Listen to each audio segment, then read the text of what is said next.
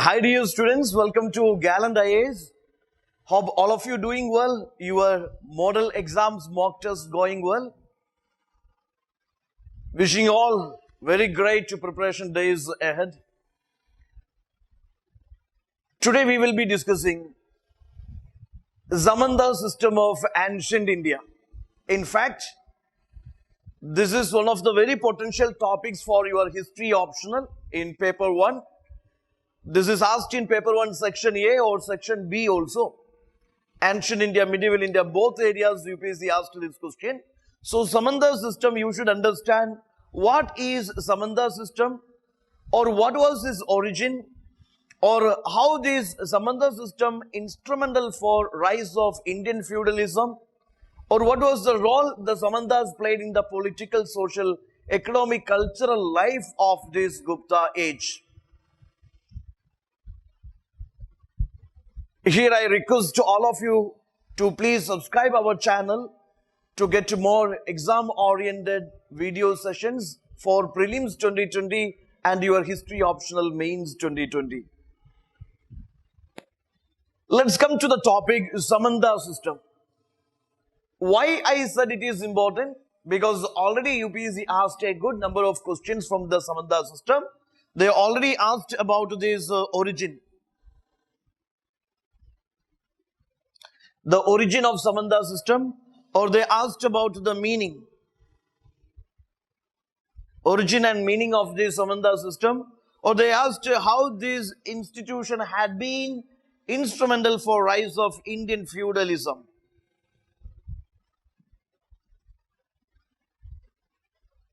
They also asked the question how it designed this economic life during Guptas, or how the Samanta system, how it shaped the political or economic or social or cultural aspects of this ancient society. So that way UPSC asked so many questions in history optional which is about the Samanta system. The Samantas which is discussed in Kaudilya's Arthashastra and the Samantas which is discussed in this Harsha Charita of Banabhatta or Samanta system of the Gupta age, that is totally different. Kaudilya's Arthashastra says Samantas were neighboring states. Now when it comes to Gupta age, Samanta system means it is vassal to emperor. Is a land owner or a person who can be an army officer. An army officer or an army person who is assigned with a land grant. He enjoys considerable autonomy. At the same time, he accepts the sovereignty of the Gupta emperor. So it is mostly a vassal to emperor, or Samanta means it is a title and position of army people. Title and position of army people. In South India, during the time of Vijayanagar Empire, there was a system called Amaranayaka system which is almost similar to this ancient India Samanta system. They are basically land owners. They enjoyed considerable political, economic, judicial, military powers, and they paid annual tribute to the king, and they paid homage to the king. They exercised judicial, military and these administrative functions, and they supplied their army to the king whenever it was in a state of emergency. So this is what the Samantas. Harsha Charita explains the basic duties of the Samantas. Samantas are vassals to the emperor, Gupta emperor. They paid annual tribute. They paid annual tribute to the emperor. They paid homage to the emperor. They accepted the sovereignty of the emperor. Okay, they rendered the military services to the state. Then their functions, judiciary and or they had a judicial administrative functions in times of peace. Okay, these are some basic functions exercised by the Samantas. Okay, they paid annual tribute. They enjoy the ownership of a particular land. They have the right to collect the revenue from the land. Okay, and also a particular amount they have to pay to the state as an annual tribute. And rest of the amount they can keep with themselves for the maintenance of themselves and their army. They pay homage to the emperor and they render military services. They are maintaining their own standing army and they supply to the emperor whenever it is in a stage or state of emergency. They also, the land owners, these feudal lords enjoy the judicial administrative powers also.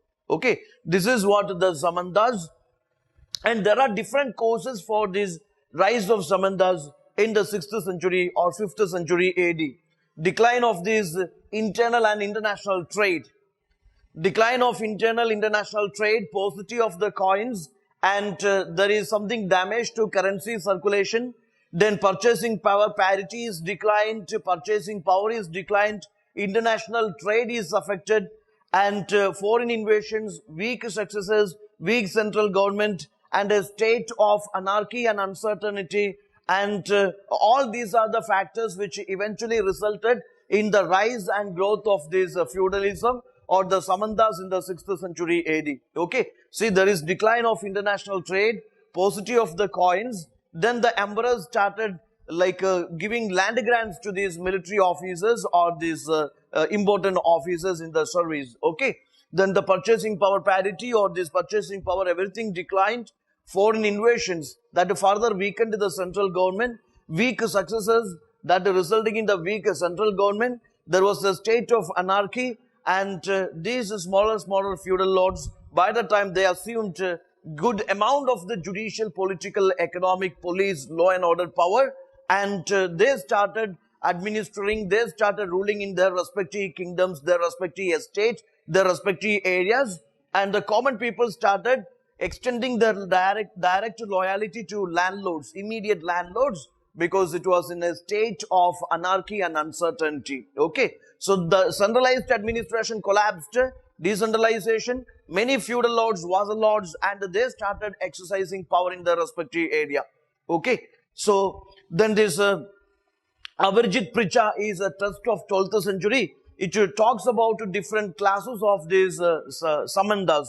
Mahamandaleshwar, Mahasamanta, Samanta, Legu Samanta, then Mandaliga. So these different classes which talk about what is that called?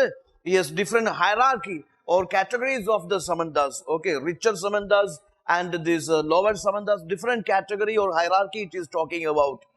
Then what was their attitude toward the peasants? The Samantas, the feudal lords, in fact, they enjoyed full control over the land revenues, and these peasants, they had to face different kind of these oppressions in the hands of the Samantas. There was a forced eviction, forced labor, then imposition of non-customary taxes, sub-infatuation, okay, a kind of slavery. You see that sexual abuses. So different way the peasantry, they were, they were directly exploited by or directly exploited in the hands of these feudal lords or in the hands of the Samantas. Okay, so this is something which I would like to give you a brief idea about the Samanta system, and further analysis we will be doing in our session, in our regular session. So just get an idea what is Samanta system, what were the causes for the rise, and obviously what was their impact on the peasantry, and what are the different duties they played. Okay, what are the different titles of the Samantas. All this you please take care. So have a good idea about this. Okay, Samanta system, the basics must be very clear to you so that you can answer any questions related to this. Okay, thanking all of you, and please take care of your preparation. Have a regular practice of answer writing. Have a regular practice of this mapping. Practice of this mapping sessions or mapping. And definitely get the regular feedback for your answers also. Okay, make your preparation very strong. Thank you.